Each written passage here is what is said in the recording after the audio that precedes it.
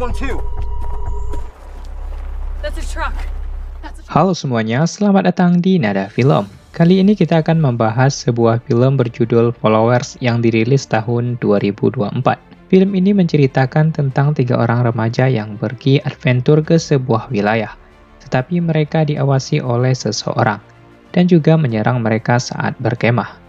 Namun salah satu dari mereka berhasil membunuh orang itu, tetapi hal itu justru membahayakan nyawa mereka di kemudian harinya. Bagaimanakah kelanjutan film ini? Kita langsung saja masuk ke alur ceritanya.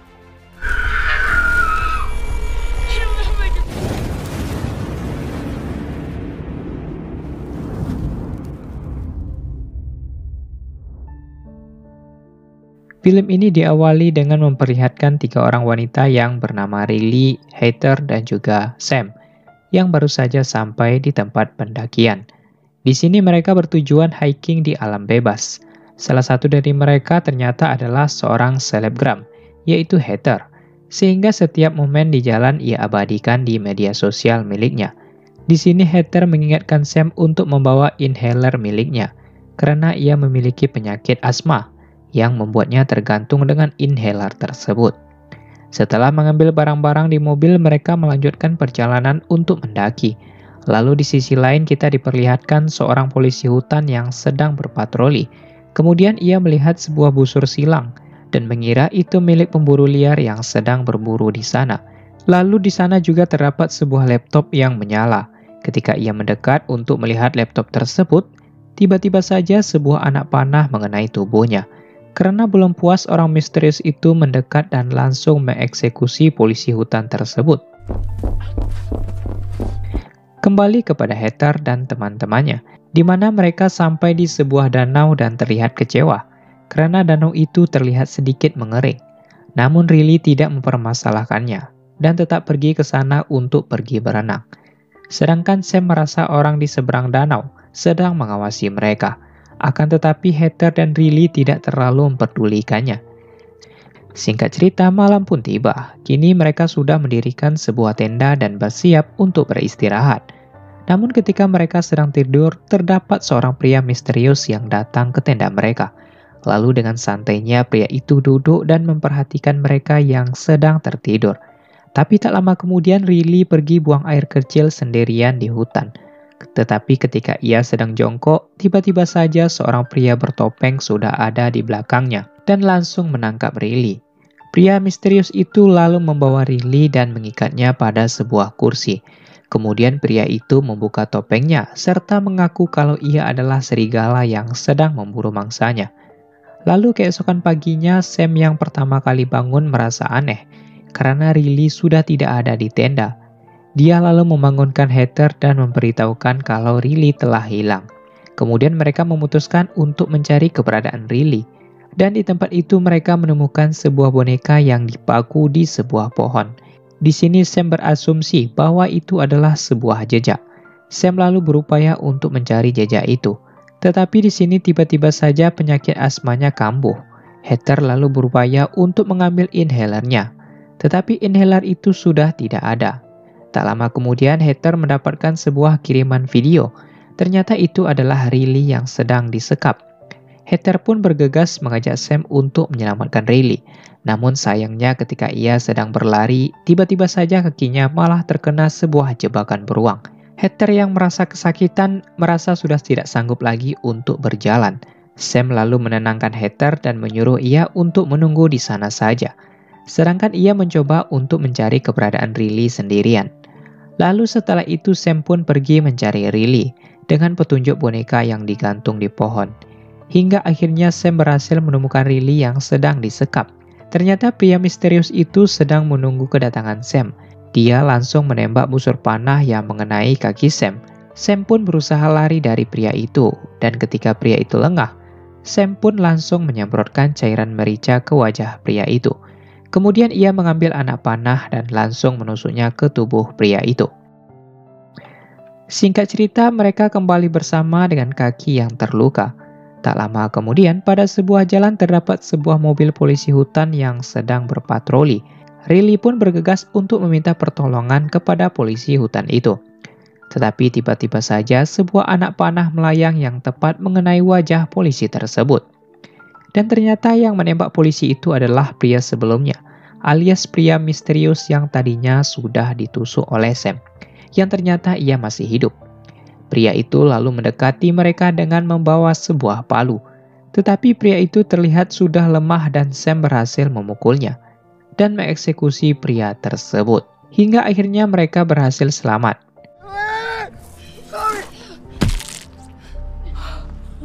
Hello. My leg is healing. Real. 15 bulan setelah kejadian yang menimpa mereka, terlihat kalau Sam berada di sebuah perpustakaan. Lalu ia merasakan kalau pria yang ada di ruangan itu sedang memperhatikan dirinya. Karena merasa risih, Sam pun memutuskan untuk pergi dari sana.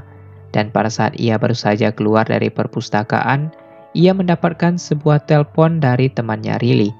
Kemudian Riley memberitahukan Sam kalau film dokumenter tentang kejadian yang mereka alami 15 tahun yang lalu kini sudah dirilis. Mendengarkan hal itu, Sam pun sangat senang dan ia akan menonton film itu setelah sampai di rumah. Akan tetapi ketika sampai di rumah, Sam terlihat ragu untuk menonton film tersebut. Tak lama kemudian pacar Sam yang bernama Todd datang ke rumahnya. Di sini Todd bertanya kepada Sam apa yang ia tonton. Sam mengatakan kalau ia sedang menonton film dokumenter tentang kejadian yang mereka alami 15 bulan yang lalu. Di sini kita mengetahui kalau Riley dan Heather memutuskan untuk melupakan insiden tersebut. Tetapi berbeda dengan Sam, karena setelah insiden tersebut, Sam mengidap PTSD atau trauma atas apa yang terjadi pada dirinya. Itulah yang membuat Sam ragu untuk menonton film dokumentasi tersebut, karena ia takut traumanya kembali muncul. Namun pada akhirnya Sam tetap menonton film tersebut. Di film itu terlihat Heather merasa menyesal karena si pelaku bisa mengetahui keberadaan mereka akibat Heather yang selalu membagikan aktivitas kemanapun ia pergi. Ia balik lagi kalau si Heather ini adalah seorang selebgram. Di pertengahan film, Sam merasa kalau ia tidak sanggup lagi untuk melanjutkan menonton film tersebut. Dan hal itu juga membuat asma yang dimilikinya kembali kambuh. Singkat cerita, ketika Sam sudah merasa agak tenang, dia pun mendapatkan telepon dari Heather. Di dalam percakapan itu, Heather berkata kalau ia ingin mengundang Sam untuk datang ke rumah orang tua pacarnya bernama Garrett.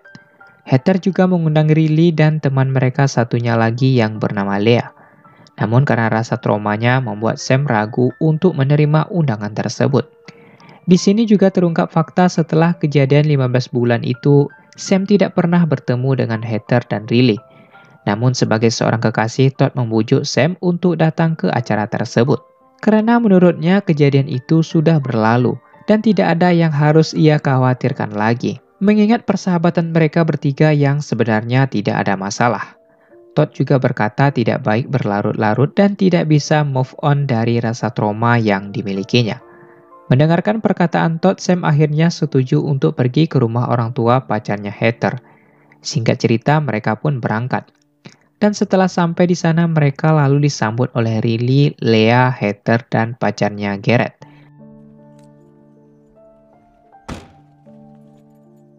I missed you. Sure. Hi. Hi, Todd. Yeah. Hello. Hi. I'm Gareth. Oh, sorry. Ground up. Imported every stone. Di dalam rumah tersebut terlihat kecanggungan mereka bertiga karena sudah lama tidak bertemu.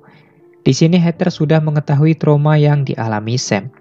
Dan ia berjanji tidak akan mengunggah apapun ke media sosialnya selama mereka berada di sini. Sam pun meresponnya dengan bertanya ke Heather, bagaimana kegiatan tentang influencernya? Heather menjawab berkat insiden yang mereka alami sebelumnya, membuat ia semakin terkenal dengan pengikut yang hampir berjumlah 500.000.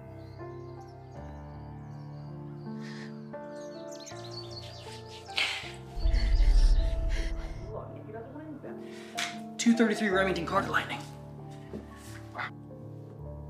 We'll shoot it tomorrow. Di sisi lain, kita diperlihatkan oleh seorang pria lokal yang menegur sebuah mobil yang parkir sembarangan. Akan tetapi, pria bertopeng yang ada di dalam mobil tidak menanggapi pria tersebut. Dan pria bertopeng itu mengeluarkan sebuah handphone untuk merekam situasi yang ada di sana. Lalu sesaat kemudian muncul 3 orang pria bertopeng yang langsung menembak kepala pria itu hingga tewas.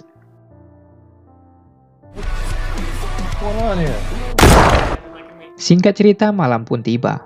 Terlihat Sam dan yang lainnya kini bersiap untuk makan malam bersama. Di sini Heather mengenang kembali kejadian yang mereka alami 15 bulan sebelumnya.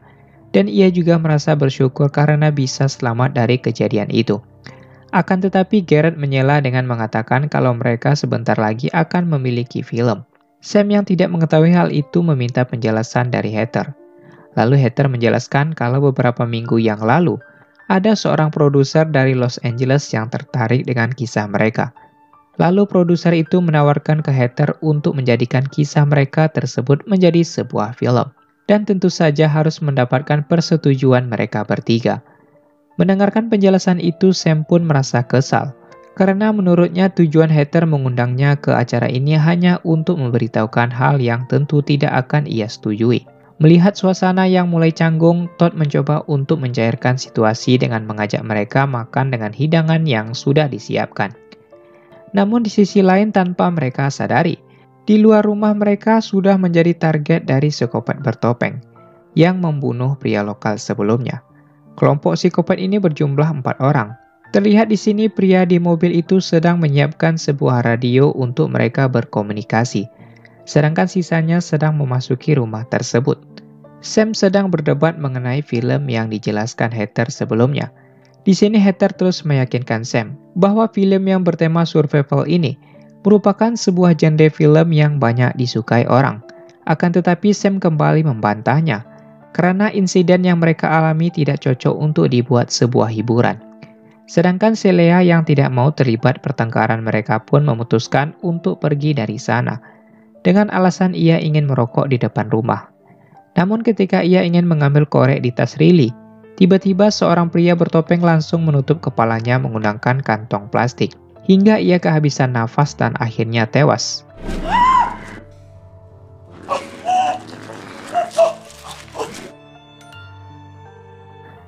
Terungkap fakta ternyata kelompok bertopeng bernama Serigala ini sekarang sedang melakukan live streaming di situs dark web dan pria bertopeng di mobil bertugas sebagai pembawa acaranya.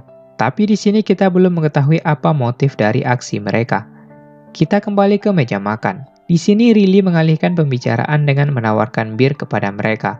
Sedangkan Sam yang mulai lelah berdebat, memilih meninggalkan mereka dan pergi ke toilet.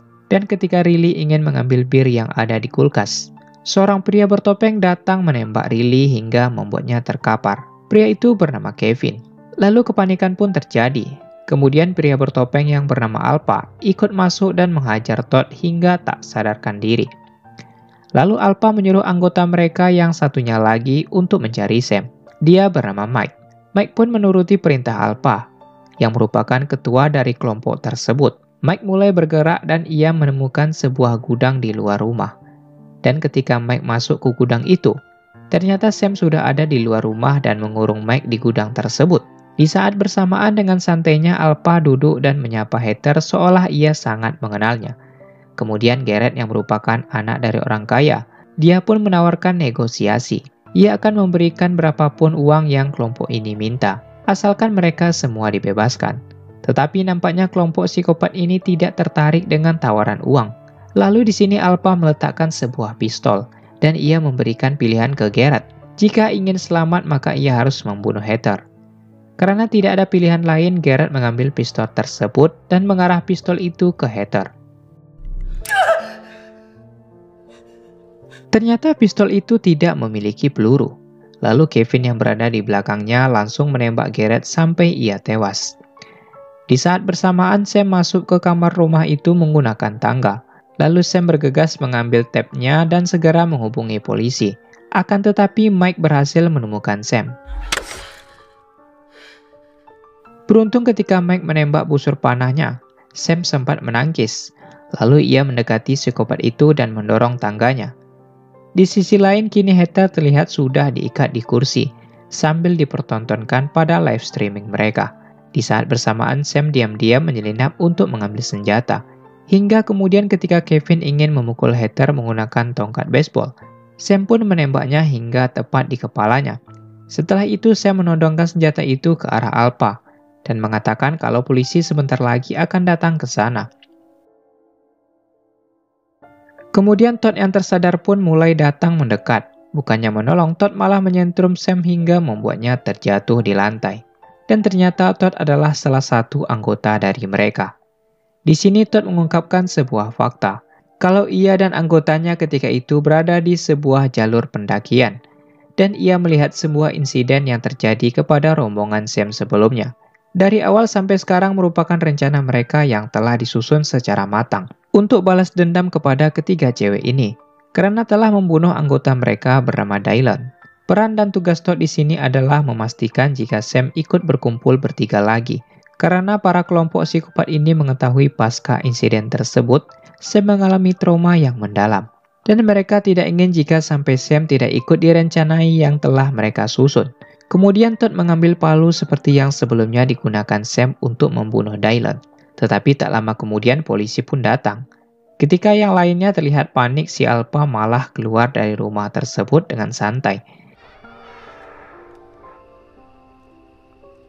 Di sini Alpha beralasan jika orang yang menelpon tadi adalah pacarnya yang dalam pengaruh obat.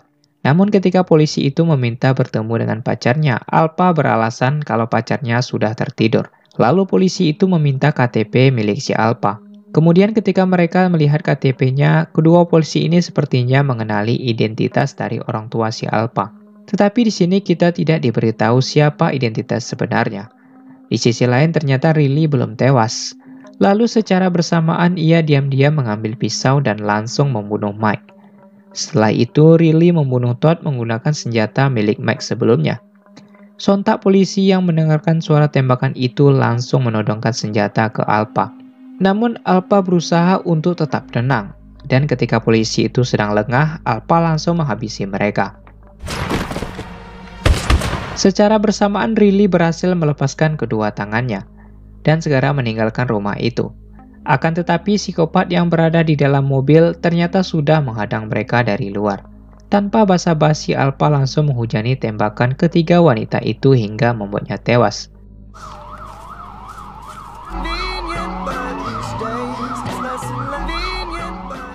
Setelah itu terlihat Alpha duduk di meja makan, sambil menunggu kedatangan para polisi. Seolah-olah telah menyelesaikan semua misinya. Alpha pun pasrah dirinya ditangkap oleh pihak kepolisian, dan film pun selesai.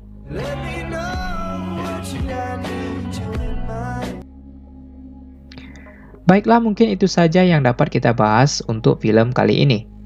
Jangan lupa like, komen, dan subscribe channel ini agar kalian tidak ketinggalan pada alur cerita selanjutnya.